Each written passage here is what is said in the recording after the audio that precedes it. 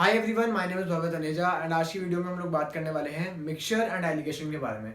Mixture and allegation एक बहुत ही ज़्यादा इंपॉर्टेंट टॉपिक है एंड इससे बहुत सारे क्वेश्चन आते हैं आपके आईपी मैट में, जिप मैट में या फिर कोई भी और एंट्रेंस एग्जाम में।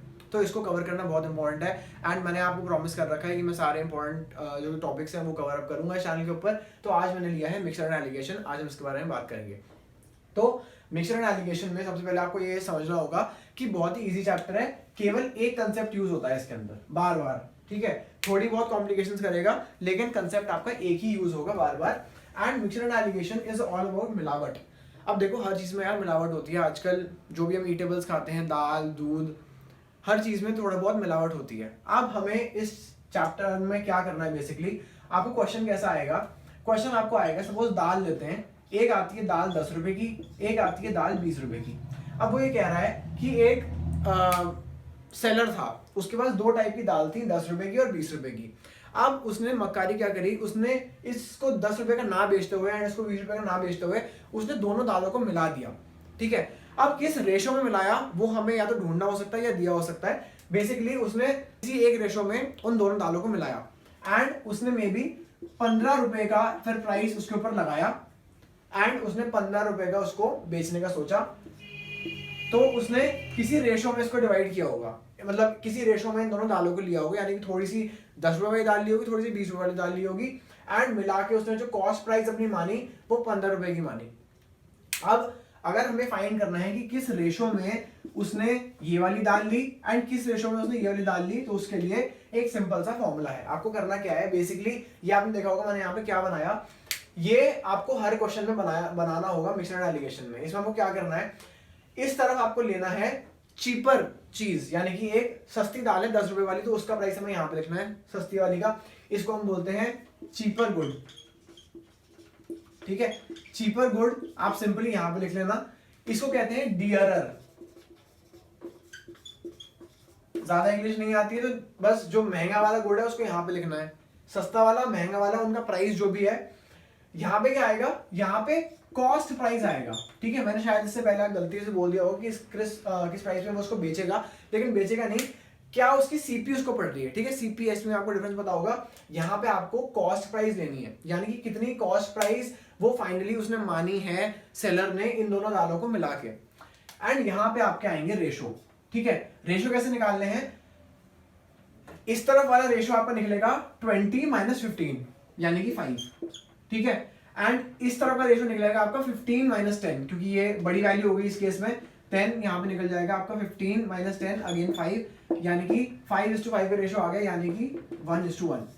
तो यानी कि इस केस में अगर 10 रुपए की एक दाल है और 20 रुपए की एक दाल है एंड उसने 15 रुपीज का कॉस्ट प्राइस लगाना है अपनी दाल का, दोनों को मिला के, देन उसको आधी 10 रुपए वाली दाल लेनी पड़ेगी एंड आधी 20 रुपए वाली दाल लेनी पड़ेगी, तब जाके वो 15 रुपए की कॉस्ट प्राइस के ऊपर इस दाल को बेच पाएगा। ठीक है, कॉस्ट प्राइस यानी कि इतनी उसकी कॉस्टिंग आएगी जब वो दोनों दालों को मिला देगा। राइट, थोड़ा सा और कॉम्प्लिकेटेड अगर आप एग्जांपल लो तो आपको और समझ में आएगा कि ये एग्जैक्टली चीज चल क्या रही है। हम ऐसा करते हैं, क्वेश्चन लेते हैं, उससे बेटर समझ में आएगा आपको। सो क्वेश्चन लेते हैं हम पहले। तो क्वेश्चन में आपको ये दे रखा है कि Anil buys 2 varieties of sugar costing ₹15 per KG and ₹20 पर केजी। मतलब सस्ती वाली यहाँ पे, महंगी वाली यहाँ पे। ठीक है, उसने दो शुगर ली हैं जिनकी कॉस्ट प्राइस ये है। ठीक है, यानी कि इतने की उसको पड़ी है।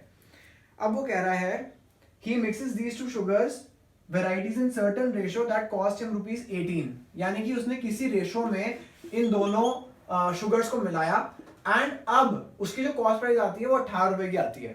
ठीक है, तो सिंपल को आपसे पूछ रहा है find the ratio of the cheaper quantity to the dearer quantity, यानी कि सेम क्वेश्चन जो हमने पहले करा, ये सबसे बेसिक क्वेश्चन है।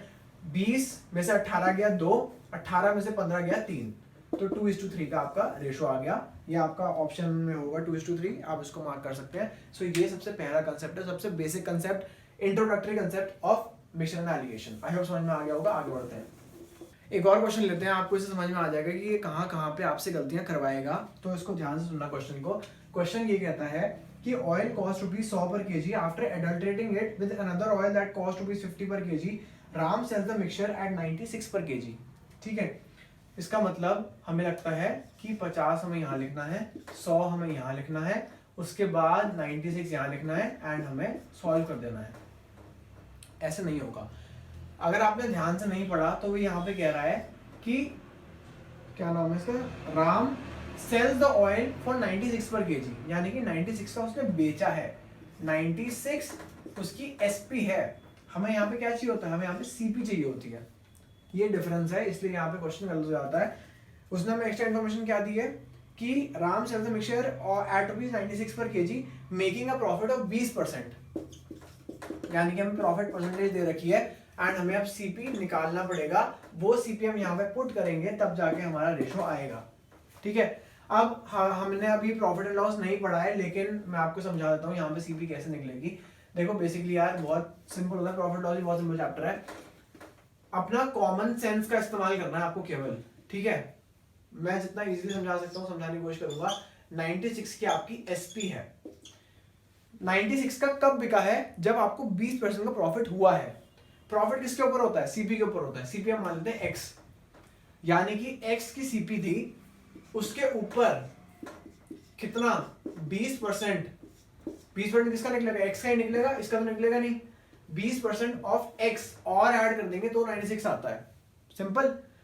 अब यहाँ पे करोगे तो आपका हो जाएगा x प्लस एक्स बाय 5, और करोगे तो आपका हो जाएगा 5x प्लस एक्स बाय 5, ये हो जाएगा 6x बाय 5, यहाँ पे हो जाएगा 96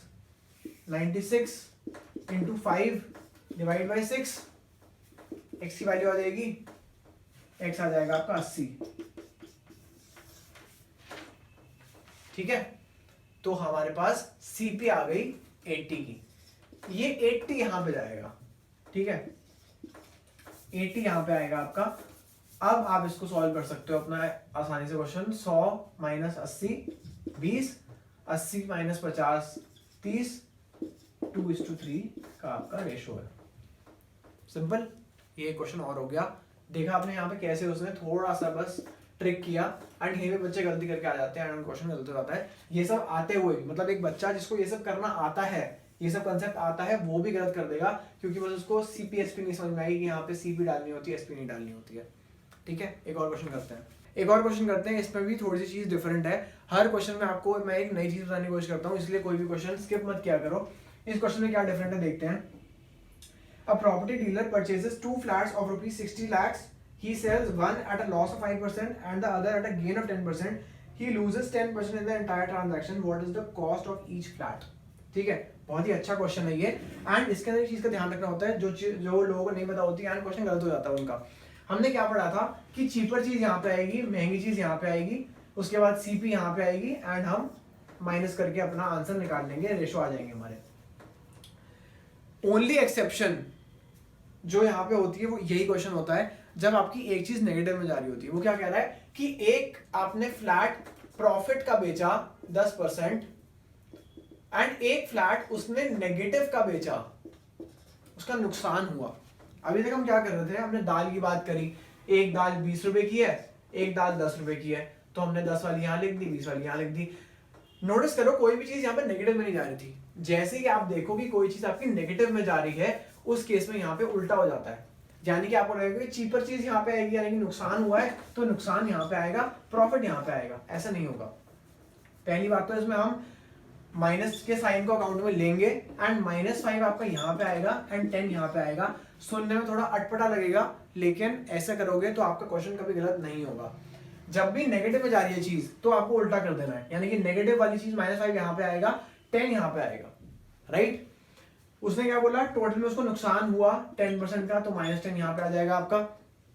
अब ध्यान से देखो क्या करना होता है, बड़े में से छोटी चीज माइनस, -5 में बड़ा कौन सा है, -5 बड़ा है, यानी कि बड़े में से छोटी चीज माइनस प्लस हो जाएगा, -5 प्लस 10 हो जाएगा, ये आपको हो जाएगा 5 यहाँ पे।